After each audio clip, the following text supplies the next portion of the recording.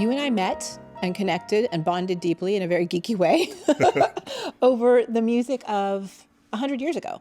That's right. The music of the 1920s, but also over what led to that moment, that kind of like awkward growth spurt moment of the early 20th century. Mm-hmm. And I feel like history is repeating itself in so many ways. Mm-hmm. And I mean, there's so many incredible parallels between what we're living now and what happened to lead to that age of Renaissance. Yep. It was a fascinating time, and it's easy to lose sight of it because what was considered hot and sexy in music and other ways back then now looks so tame. But there was ragtime, which was invented by black people, took the country by storm. That kind of rhythm was something that no white person had had any reason to experience until then. You read in the reviews about how the music is so wonderful that it makes it so that you can barely keep your toes from tapping. And you're thinking, well, what music doesn't? But the thing is, they didn't know that kind of music. And so ragtime happens. That's the big craze in the aughts and into the teens. And then there's this thing called jazz that comes out of it. So it was a very black era in popular music entertainment early in the 20th century. And it wasn't just jazz. There were a few decades of it. And now here we are again. And I mean, for me, you know, my lens into this is also the place where that hot, sexy thing translates into other genres. And there's this moment of Renaissance in classical music and, you know, the high arts. But I mean, maybe what you just said is enough of an explanation to start with. It was something new. It was the first time you could feel a groove and a beat. So that's significant. But if you listen to Langston Hughes, he says that the Harlem Renaissance started exactly in 1921 when Shuffle Along opened on Broadway. It was the first all-black musical that was a mainstream success. It launched the careers of Josephine Baker. Eubie Blake was the composer. It was an all-black creative team. And everyone went. You had to see the show. It had an extended run, and then it toured all over the country. It was a great score, peppy songs, dance numbers that were absolutely thrilling. Nobody white on Broadway danced the way these people danced at the time. And it was a great piece of music theater in 1921. Also, my favorite Shuffle Along reference, not to be geeky or anything, but it has to do with the way that things were cross-pollinating and that people were mingling during that time of Renaissance. So William Grant Still is playing oboe in the pit for Shuffle Along. Right. And then finally the run ends, because that's been his life. And then the Depression hits and he's got nothing to do. So what does he do? He writes his first symphony. I didn't know that order. Wow, that's interesting. He literally rented an apartment and, you know, there were no gigs. So he had time to write a symphony. And so he wrote a symphony and it was good. It was really good. There are so many artists, black artists of the early part of the 20th century whose work has been totally forgotten and who had impact in their day, but still within sort of a, you know, confined circle. And then there are the people like William Grant Still, who was a great American artist, who was recognized as a great American artist, who broke every possible color barrier as a composer, as a conductor. He was a very, very public figure. And then his work was forgotten for decades. A friend of mine who works in radio was telling me a story about being on the air in Tuscaloosa, Alabama, probably in the 80s, I think, and getting a phone call from William Grant Still's daughter, who was just cold calling radio stations to see if they had the recordings of her father's work and would they please play them on air, because she was so concerned that his legacy was going to be totally forgotten. And how does something like that happen so quickly? Still falls through the cracks, I think, partly because his music can be too easy to enjoy. And what I mean by that is that when he was writing, there was an orthodoxy that said that classical music was supposed to go in a certain direction that challenges the ordinary ear, and that I think even a lot of people who know their music well learn to like you learn to like wine that's kind of bitter, and you say that it tastes better with food because it doesn't taste good.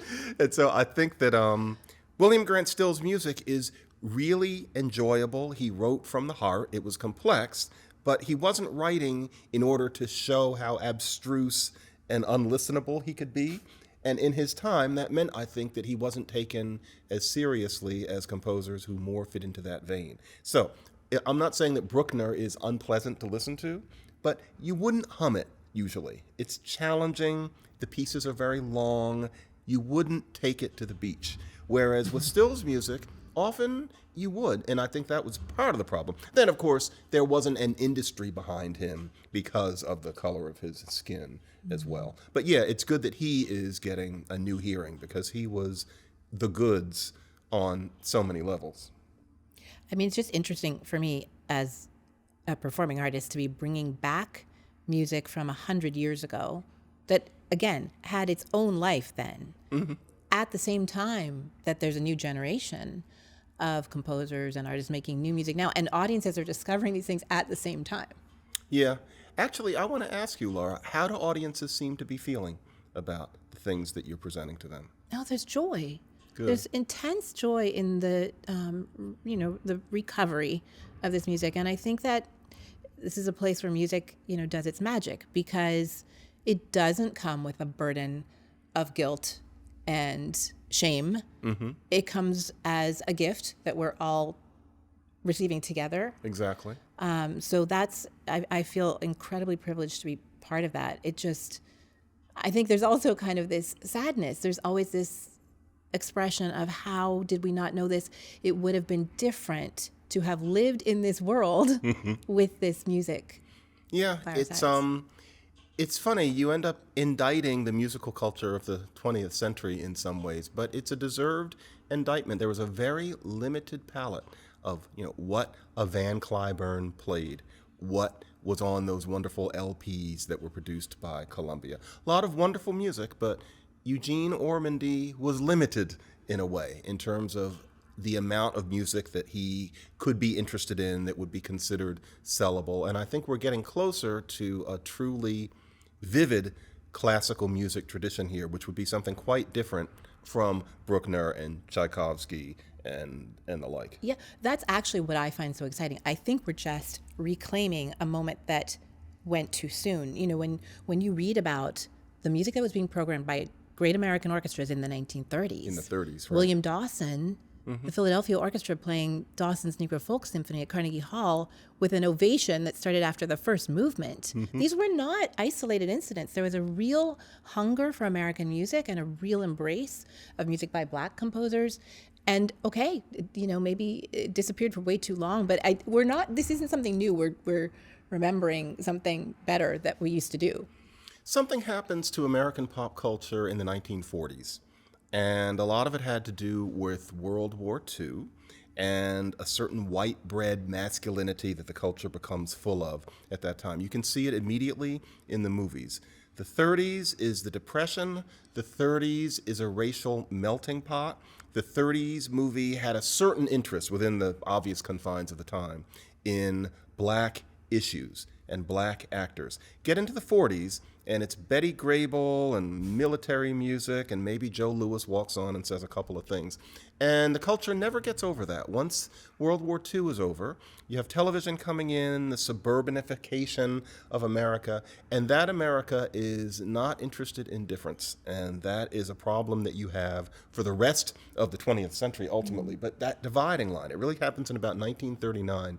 There's no more room for William Levi Dawson after about 1939. That's going to happen less. It's when the American broadcaster accent becomes that kind of bland Disney announcer. Everything in that decade, everything goes to hell. And that's part of what happened to classical music as well. When I think back, this is going back to Shuffle Along and, that burst of energy. I try to imagine what the white audiences of the time were experiencing when they were buying their tickets for Shuffle Along. And even more, like that I kind of get. It was novel for sure. But also the huge audiences for artists like Paul Robeson and Roland Hayes, Black artists who were performing in, a serious vein and kind of sharing the most serious parts of their history and their tradition. I wonder about the combination of factors. Yes, it's something new. Yes, it's the vogue. But were those people also showing their goodness and their liberal leanings by following that trend, do you think? Laura, my sense is that the typical white audience member then did not see themselves as doing anybody any favors. They were there to be delighted. And if they weren't, they would have walked out. But they were delighted because there was something very special going on. Not only was there this black show uptown, but it changed the way the downtown shows sounded, which shows how much white people genuinely liked this kind of music. And I think that extended to listening to Paul Robeson sing, and that extended to hearing something like William Dawson's Negro Symphony. They felt it. In other words, it was American despite the flaws of those people. Yeah, and also, I mean, it was coming out of a very hopeful, progressive time. I mean, we've talked about this. Those first 2 decades of the 20th century, everything was changing. Everyone was moving, and people were experiencing things and people they'd never encountered before. So there was an openness, I guess. Yes.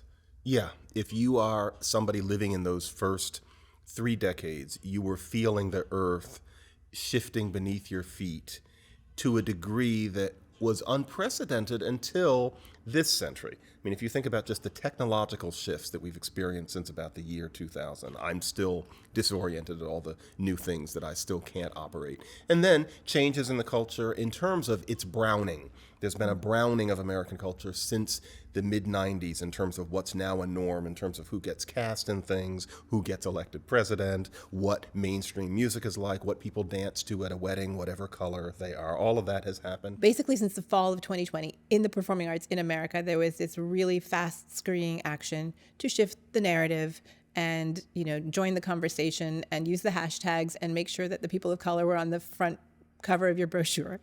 But I do think that was just a moment in time and really a marketing question more than anything else. I think that there's a big space between what happened on that side of the equation and the response and welcome of audiences to new artists and new audiences.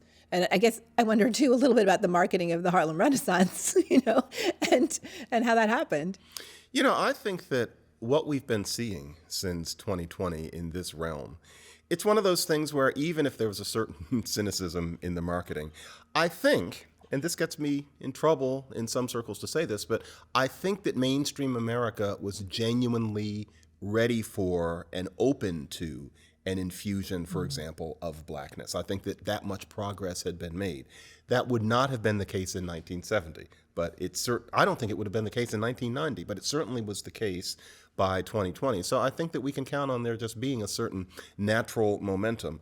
There was greater, if not maximal, openness to blackness, and also I think a tacit desire for there to be a genuine and exciting and relatable American classical music experience. And so I think the time was right. History is partly about chances. Now, with the Harlem Renaissance, my sense is that the typical white person who was reading their Sinclair Lewis, et cetera, only had limited interest in this thing that we call the Harlem Renaissance. And so Zora Neale Hurston could not make a living writing her books. Langston Hughes lived in what most of us would consider genteel poverty. They were dependent on benefactors who often did not think of them as whole people, etc.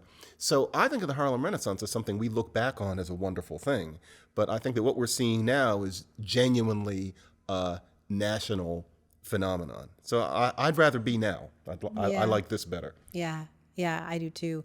And the one thing that I feel, or the things that I feel, are a sense of community, a sense of collaboration among the Black artists who have been, I think, in many ways working in isolation, and who are now coming together with a feeling of support and recognition. And that's a beautiful thing. And also, of course, the next generation that's right there and about to step into a culture that's going to be so welcoming. And a culture that's going to present delicious challenges, because you have to have the chops from the past as well as these new chops for the present. Yeah, it's a great thing to see. Something is happening that should have happened a long time ago. I remember talking to the late, great Michael Morgan about classical music and audiences and bringing in a Black audience. And I asked him, I lived in Berkeley at the time, and we were talking about his Oakland stint. And I said, do you see Black people in your audiences? Are more people coming? And he said, yes. This was around the year 2000. But he said, you have to extend your sense of what classical music is. And at the time, I must admit, I was thinking, well, good luck with that.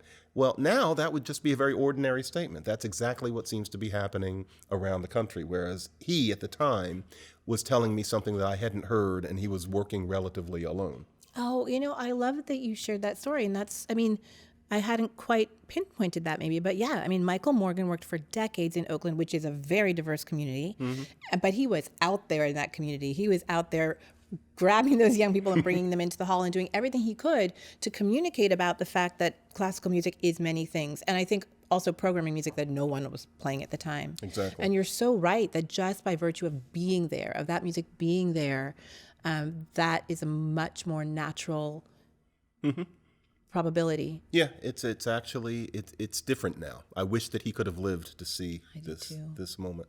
He would have enjoyed it, and he would have contributed. Well, it does feel like the beginning of many things. I'm so grateful to be part of this time. I really am. I think about that all the time. What if I were doing what I do 30 years ago? No. Yeah. You'd be all alone. You'd be putting out LPs. No, it would be completely different. Yeah. You wouldn't be part of a moment. And I do think this is going to last. This is not just fashionable wokeness. People like these things, and I think partly it's because these are things that come from what America actually is. We are a melting pot, and it should be reflected in a melting kind of classical music. And that doesn't mean that it has to be easier. That doesn't mean that somebody has to get up there and do some licks on a clarinet. But it has to be different. It has to be something other than Sibelius. Hopefully. You and Sibelius. What did he ever do to you? I like using it.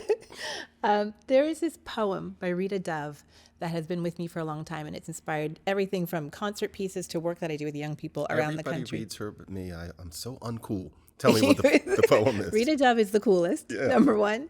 The poem is called Testimonial, and it's from the perspective of a child. And it's just, this child for whom the world is so big and vast and possible. And there's this quote that, it goes like this. Back when everything was still to come, luck leaked out everywhere. I gave my promise to the world, and the world followed me here. And I try to connect with that poem every day and just think about, what is my promise here on this earth today? Because it might be different than yesterday or tomorrow. The part of that poem that throws me a little, well, it's not in the poem, it's what you said, that your promise might change. I'm too boring and steady for that. I don't think of it as changing much. I think of my promise as being, as a Montessori school child of upper middle class background, my promise is imparting to other people what is interesting or pleasurable about things that they normally probably wouldn't have noticed. Being a teacher. And so language is much more interesting than most people have any reason to think it is. And I think that's part of this moment. I think what you're saying about this moment being here to stay, which I guess means it's not a moment, right, leans on all of us to teach and to point out these treasures that we are finding and share them. Right. The idea is to share it with people and show that now this is in your phone. If you'll listen to it, it's different than what you know, but you'll get a kick out of this even though it has violins in it. For a lot of people, once there's a violin, forget it. Listen to this and you'll see why some people like violins. Yeah, that. You can see I'm not a poet, but I'm trying. So, yeah. No, but that's something, that's a big advantage over 1921. There's something that's changed. And also that all of it is so easy to experience. In 1921, you had to go watch somebody play it, and you might not have been in the mood, and records were terrible. Now, all of this stuff in beautiful sound is in your pocket. And so that's another way that it's better now than in 1921. Yeah, just look in your pocket. That's right.